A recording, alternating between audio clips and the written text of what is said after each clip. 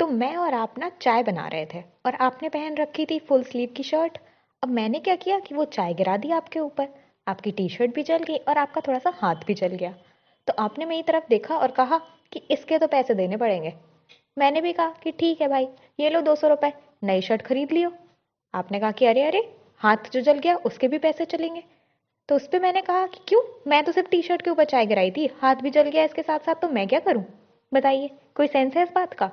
Accused को बड़ा लग रहा था। उसका भी यही था, शर्ट के ऊपर से ब्रेस्ट दबाया है। अब शर्ट दबा रहे थे, ब्रेस्ट भी दब गया, तो उसमें मेरी क्या गलती? खैर, hello everyone and welcome to one judgement at a time. तो आज जो हम केस करने जा रहे हैं वो केस है Satish versus state of Maharashtra and others.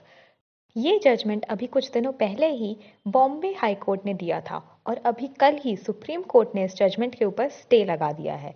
अब ऐसा क्यों? क्योंकि इस जजमेंट ने स्किन टू स्किन कांटेक्ट की बात की थी। तो अब चलिए चलते हैं इस केस के फैक्ट्स की तरफ। तो इस केस के फैक्ट्स काफ़ी ही सिंपल हैं। जो अक्यूज था उसने प्रोसिक्यूट्रिक्स को, जो कि एक 12 साल की लड़की थी, उसको अपने घर की तरफ बुलाया और कहा कि वो अमरूद देगा खाने के लिए। तो जब वो लड़की उसके घर में आ गई तो तब उसने उसके सलवार और जो उसका कुर्ता पहन रखा था, तो उसके कुर्ते के ऊपर से ही उसने उसके ब्रेस्ट दबाने की कोशिश करी। साथ साथ ही उसने ये भी कोशिश करी कि वो उसके सलवार को खोल सके, लेकिन तब तक ही लड़की चिल्लाने लग गई और जो प्रोसिक्यूट्रिक्स थी उसकी माँ आ गई और वो उसको वहाँ से लेके चली गई और तुरंत ही इसके खिलाफ एफआईआर दर्ज कर दी गई। तो सेशंस कोर्ट ने इसमें नोटिस किया कि हाँ, अक्यूज ने प्रोसिक्यूट्रिक्स के ब्रेस्ट को जरूर प्रेस किया था, पर हाँ, वो कुर्ते के ऊपर से किया था और सलवार को वो ओपन नहीं कर पाया था क्योंकि उसके पहले ही जो प्रोसिक्यूट्रिक्स थी वो चिल्लाने लगी थी।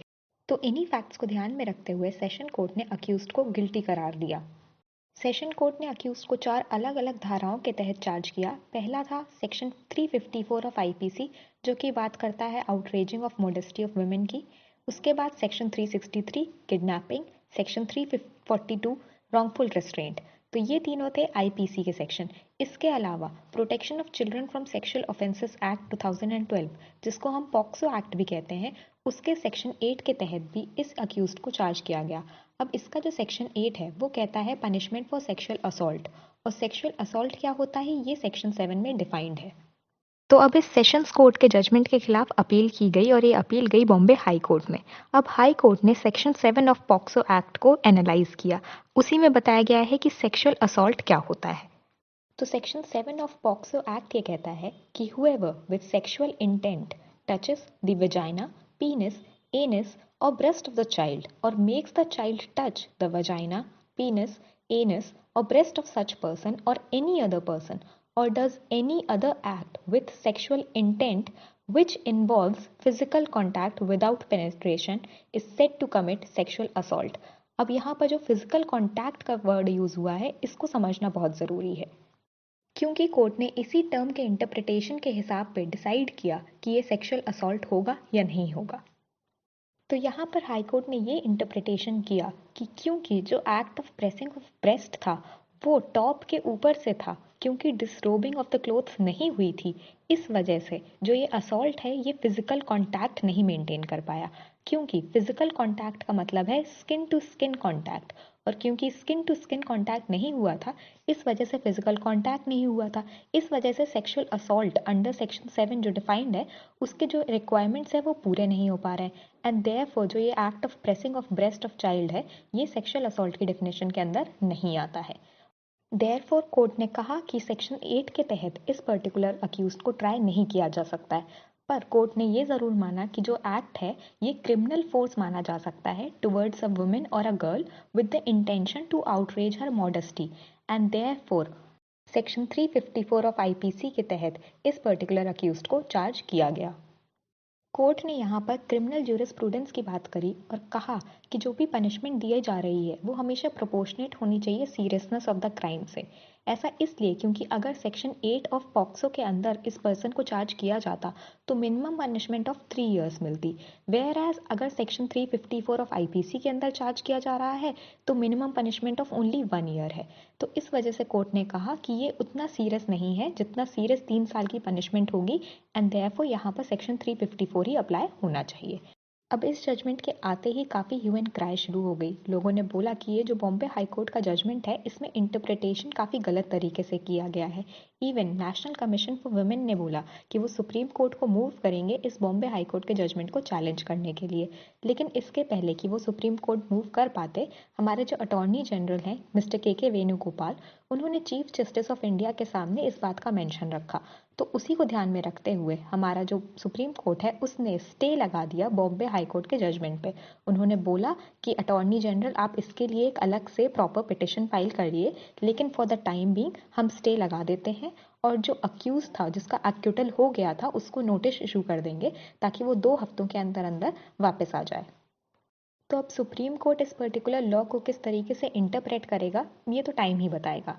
लेकिन अभी फ़िलहाल ये प्रेजेंट टॉपिक एक बर्निंग टॉपिक की तरह है और इस पे फ्यूचर में काफ़ी ही क्रिटिकली एनालाइज टाइप के क्वेश्चंस पूछे जा सकते हैं। इसलिए हमारे लिए ये जानना बहुत ज़रूरी है कि सेक्शन 354 आईपीसी और सेक्शन 7 ऑफ पॉक्सो एक्ट, इन दोनों के बीच में क्या डिफरेंसेस हैं और यहाँ पर बॉम्बे हाई कोर्ट को किस तरीके से इंटरप्रेट करना चाहिए था। तो सबसे पहला पॉइंट तो यही है कि जो पॉक्सो एक्ट है वो जेंडर न्यूट्रल है, मतलब वो गर्ल और बॉय दोनों पे लगाया जा सकता है, because it talks of the child, और चाइल्ड एक जेंडर न्यूट्रल टर्म है। जबकि सेक्शन 354 ऑफ आईपीसी वो बात करता है outraging the modesty of a woman, और वो सिर्फ और सिर्फ जेंडर स्पेसिफिक, मतलब सिर्फ वुमेन या गर्ल पे ही अप्लाई हो सकता है। तो अब बॉम्बे हाई कोर्ट के इंटरप्रिटेशन से प्रॉब्लम ये क्रिएट हो जाती है कि अगर मान लीजिए हम सेक्शन 7 ऑफ पॉक्सो को देखें और वहाँ पे बात की गई है कि अगर कहीं भी वजाइना, पीनिस या एनिस को टच किया जा रहा है तो वो सेक्सुअल असॉल्ट होगा। बट अब वहाँ पर फिजिकल कॉन्टैक्ट की बात आ जाती है। तो मान लीजिए हम ऐसा कोई एग्जाम्पल लें कि किसी भी इंसान की, जो कि एक मेल चाइल्ड है, उसके साथ सेक्सुअल असॉल्ट हुआ है, उसकी पीनिस या एनस को टच किया गया है बट ओवर द क्लॉथ, तो अब वो सेक्सुअल असॉल्ट की डेफिनेशन के अंदर नहीं आएगा, क्योंकि ओवर द क्लॉथ टच किया गया है तो फिजिकल कांटेक्ट तो नहीं हुआ है। और वो पर्टिकुलर इंसान, वो पर्टिकुलर मेल विक्टिम, वो जाके सेक्शन 354 आईपीसी का भी सहारा नहीं ले सकता, क्योंकि सेक्शन 354 ऑफ आईपीसी में बोला ही गया है कि outraging the modesty of only a women या गर्ल चाइल्ड। तो अब वो पर्टिकुलर इंसान ना तो पॉक्सो एक्ट का सहारा ले पाएगा और ना ही आईपीसी का सहारा ले पाएगा।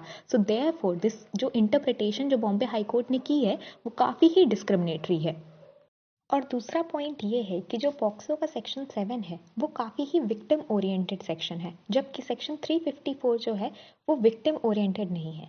तो अब इसका डिफरेंस ये है कि अगर हम सेक्शन 354 ऑफ आईपीसी को देखें तो वो outraging the modesty of a woman की बात करता है, ना कि बॉडी ऑफ द वुमेन। अब बॉडी ऑफ द वुमेन और वुमेन में ये डिफरेंस है कि यहाँ पर woman as a person consider की जा रही है। मतलब अगर कोई इंसान कोई ऐसा कमेंट कर देता है या कोई ऐसा जेस्चर भी पास कर देता है जो कि किसी भी विमेन को अनकंफर्टेबल फील कराता है, तो वो भी आउटरेजिंग द मॉडेस्टी के अंदर आएगा, इवन दो उस इंसान ने विमेन को टच तक नहीं किया होगा, क्योंकि बॉडी से कांटेक्ट नहीं हुआ है, विमेन एज अ पर्सन की बात हो रही है और उसकी भी अगर मॉडेस्टी को आउटरेज हो रहा है तो वो सेक्शन 354 के अंदर आएगा। पर अगर हम पॉक्सो एक्ट की बात करें तो वो विक्टिम ओरिएंटेड एक्ट है, वो बात करता है विक्टिम की बॉडी की, क्योंकि उसमें बात हुई है सेक्सुअल इंटेंट की। तो जब भी कोई इंसान सेक्सुअल इंटेंट के साथ फिजिकल कांटेक्ट करता है तो उसको हम सेक्सुअल असॉल्ट कर देते हैं। तो यहाँ पर बॉडी को टच करना और वो सेक्सुअल इंटेंट रखना वो काफ़ी ज़्यादा इंपॉर्टेंट है। एंड देयरफॉर जो यहाँ पर जो एक्ट हुआ था इस पर्टिकुलर केस में वो कुछ और नहीं बल्कि एक इंटेंशनल असॉल्ट था सेक्सुअल इंटेंट के साथ, क्योंकि जो अक्यूज था उसने प्रोसिक्यूट्रिक्स को ग्रोप करने की कोशिश करी थी, उसको डिसरोब करने की कोशिश करी थी, एंड देयरफॉर जो वो पूरा एक्ट है वो इंटेंशनल असॉल्ट के अंदर आएगा। एंड इस वजह से ये कहा जा रहा है कि यहाँ पर सेक्शन 354 और सेक्शन 8 ऑफ पॉक्सो एक्ट के बीच में एक डिफरेंस क्रिएट करना बहुत ज़रूरी था। तो इसके साथ ही हमारा ये केस ख़त्म होता है। अगर आपको ये वीडियो अच्छी लगी हो तो प्लीज़ इस वीडियो को लाइक करिए।